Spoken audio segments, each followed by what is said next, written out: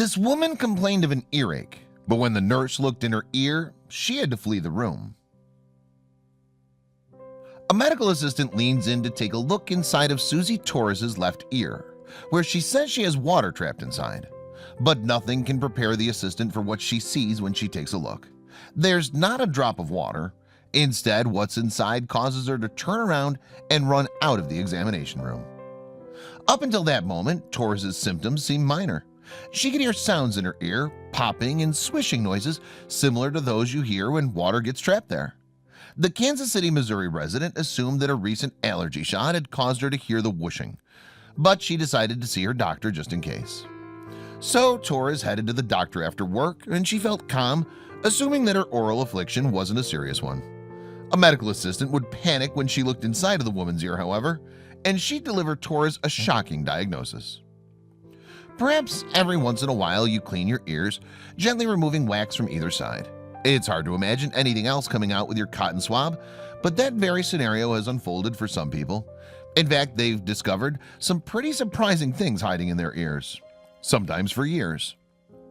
The website Ranker reported on one particular unnamed man who'd suffered from more than 3 decades of continual pain and partial deafness in his ear. Doctors could never give him a reason as to why he dealt with a nearly lifelong ache. Then they found the source. The man had a tooth stuck inside of his ear, and they estimated that it had been there since his teenage years. The man had no idea how the tooth got there, but he also didn't know how he failed to notice it in his ear canal for so long. Similarly, a young boy told his parents that he had a tooth stuck in his ear, but they thought he'd made up the story. 3 years later, though, his doctor plucked a pearly white from his ear. Another set of parents got a huge fright when doctors suspected that their little one had a cancerous growth in their ear, according to Ranker. Upon further inspection, the medical team realized that the child had a Barbie shoe lodged in there. It had sat in their ear for so long, skin had grown over top of it, making it look like a tumor. Sometimes, though, living things take up residence in people's ears too. In the case of one Chinese girl, a dandelion somehow took root in her hearing organ. The fact that the weed managed to stay alive and grow inside of her ear made it tougher for doctors to safely pluck the flower. Teenager Grant Body also felt something strange inside his ear in the summer of 2015. So he told ABC News 4 he decided to reach inside and pull out whatever it was that was tickling him. Shockingly, he grabbed hold of a 4-inch long centipede which had somehow slithered into his organ. Body's mother Angela grabbed the insect and threw it into a plastic bag. Then she shuttled her son to the hospital, as he's still in pain even after they'd extracted the centipede. Doctors found a few abrasions inside of his ear, but he presented no other symptoms. They also admitted, not surprisingly, that they'd never had a patient come in with a centipede in their ear before. Body. Although the centipede's presence had no repercussions, the Body family still wanted to understand how the 4-inch long insect had gotten into the boy's ear. Angela, for one, was stumped, although she did say that her son had gone swimming outside in the days prior to pulling the bug from his ear. In other cases, the discovery of earborne bugs can be heartbreaking, to say the least. The family of Catherine McCann placed her into a nursing home when her Alzheimer's disease symptoms became too severe. Namely, the nonagenarian could neither talk nor take care of herself anymore. Her husband, John, chose to house her in the Lutheran Home for the Aged in Arlington Heights, Illinois. He told CBS Chicago in 2012 that he'd forked over $270,000 in total to keep his ailing wife at the facility. As such, he expected that her nurses would provide her with attentive care. Decades prior to her move into the nursing home, McCann had undergone surgery to have her ear canal enlarged. To keep it clean and healthy, it required regular flushings and antibiotics to fight any infections.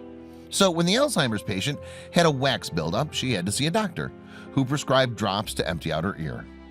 But McCann kept tugging at her ear even after getting the medication, a sign that something else was bothering her. Of course, Alzheimer's had rendered her nonverbal, so she couldn't tell anyone what was bothering her. The day after her last dose of eardrops, though, an attendant in her nursing home realized what was happening. First, an aide noticed McCann scratching at her ear and informed the on-staff nurse, who peered inside her ear. Disturbingly, the nurse could see a maggot inside. So she called the home's medical director, who said that they should take McCann to the hospital right away. Once McCann arrived at Northwest Community Hospital, doctors got to work to remove the larva from her ear. Stunningly, they plucked 57 maggots from the area. As they did, the patient's family had to listen as she screamed while doctors removed all the insects from her body. McCann's daughter, Mary Strassen, had to hear her mother's shrieks. She also saw a photo of the maggots emerging from her ear. Afterwards, she told CBS Chicago, "It's a picture I will never ever get out of my mind, ever." The rest of the senior citizen's family matched her level of outrage, to the point that the family hired an attorney to sue her nursing home. The family's attorney, Henry Gruss, wondered if McCann had received her initial round of eardrops at all, the ones that preceded the nursing aide finding a maggot. He said, "I'm questioning whether or not she received the medication in that left ear during this time, because how can you put drops of medicine in an ear that has 57 maggots?" On top of that, McCann's husband John claimed that no one had told him about the maggot situation. He told CBS Chicago, "I was horrified, shocked. I thought it was terrible. I'm paying all this money for that kind of care? No way. After giving them $270,000 of my hard-earned money, my life savings I gave to them, and not even so much as a note or a call." The nursing home countered that McCann did indeed receive the proper treatment. The problem was that no one could see the maggots until they reached a certain size.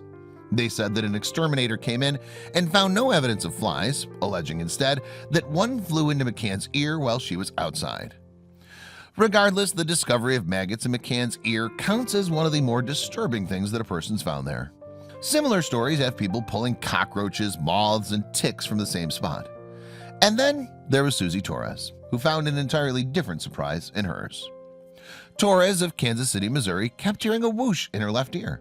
She thought the pops and swishes probably came from water stuck in her oral canal, or perhaps the noises were a side effect of the allergy shot administered to her. Either way, the sound caused her discomfort, so she decided to see a doctor. Because the sound didn't seem to be a huge cause for concern, Torres waited until she finished working for the day. Then she went to have her ear checked by a doctor. First, though, a medical assistant came in to examine the patient, perhaps just scoping things out before handing the case to the resident. But the medical assistant found a lot more than she bargained for when she peered into Torres's ear. She took a look and then backed straight out of the examination room. Torres told KSHB in 2019 she ran out and said, "I'm going to get a couple more people." When they returned, the assistant then delivered some shocking news. According to CNN, the medical assistant said to Torres, "I think you have an insect in there." Then she left the room again, but the patient didn't panic yet. When she returned with a more detailed diagnosis, though, she could have sent Torres into overdrive. As she recalled, the medical assistant came back and told her it was a spider. Knowing a spider had moved into her ear would be enough to frighten anyone, but for Torres the news proved especially scary. She admitted after the ordeal to 41 Action News, "I'm pretty terrified of spiders." Luckily, though, the medical team worked swiftly to remove the unwanted arachnid from her ear. But the creature didn't come right out. The medical team had to instead wield a handful of different methods to coax it from Torres's ear.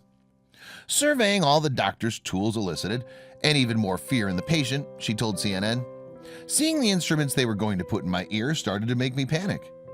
First, though, the doctor went with a simpler, softer method, flushing the ear canal with water to remove the spider. This treatment proved unsuccessful, though, so the doctor switched to a manual method. And with one of the instruments that had initially daunted Torres, they pulled the spider out of its hiding place. With the arachnid out of Torres's ear, the medical team examined it and delivered some relatively calming news. The patient recalled, "The nurses said it was dead, but they might have just said it so I didn't freak out." Upon further inspection, they realized something even scarier about the spider. The arachnid in Torres's ear was a brown recluse. These spiders have earned their names. They tend to ensconce themselves in logs, under rocks, or in any other dark corner they can find. That applies to indoor spaces as well. They've been found in attics, closets, and even in people's shoes. The brown recluse, which makes its home in the Midwestern US, has a scary defense for when it feels threatened. If pressed against the skin of another creature, these arachnids will bite, and they inject a necrotic venom. If the venom's descriptor implies, it starts to kill off a victim's red blood cells once it infiltrates the body. In extreme cases, the necrotic venom can kill off so many blood cells that a victim requires limb amputation. This happened in 2018 when an Arkansas woman named Kiara Bolton suffered a strong bite from a brown recluse. First, doctors removed her toe, which had turned black from the necrotic venom. Eventually, though, they had to remove her entire leg. Luckily for Bolton, Torres, and everyone else who comes into contact with a brown recluse, their bites rarely prove to be fatal. The most important step is seeing medical attention as soon as possible after feeling or noticing a spider bite on your body. A brown recluse's post-bite rash will turn dark. The more pigmented section is where tissue starts to die from the venom. With the right treatment, though, doctors can stall the venom from spreading with antibiotics. Some people suffer from a systemic reaction post-bite too, so doctors have to treat them for fever and rash, as well as the breakdown of their red blood cells. This scenario would require a blood transfusion as well. In Torres's case, she got lucky. The brown recluse was, indeed, pressed against her skin, but the arachnid didn't bite her. It just seemed to have crawled around inside her ear canal. Still, the Kansas City resident said that she learned her lesson after the ordeal. She bought an accessory to keep spiders at bay from then on. More specifically, Torres said that she bought a pair of earplugs and she'll sleep with them in order to prevent any more insects from crawling inside her body. She just felt surprised that such a thing had happened, telling CNN, "I just didn't think it was possible for them to come inside the ear. Who would have thought?" There are a few steps we can all take to prevent spiders from taking up residence in our homes and crawling into our ears. Removing spider webs is a good place to start. Then get rid of any clutter behind which insects might hide and make their homes. Be sure to also seal up any crevices through which they could sneak inside. If preventive measures don't work and you think you feel a spider or other insect crawling inside your ear, you can gently remove it on your own. The Mayo Clinic suggests forcing the bug to float out by flushing the ear with warm mineral oil, baby oil, or olive oil.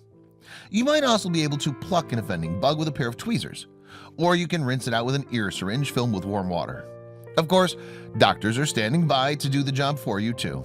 Don't hesitate to seek help if you need it. You might just have a poisonous spider taking up residence in your ear.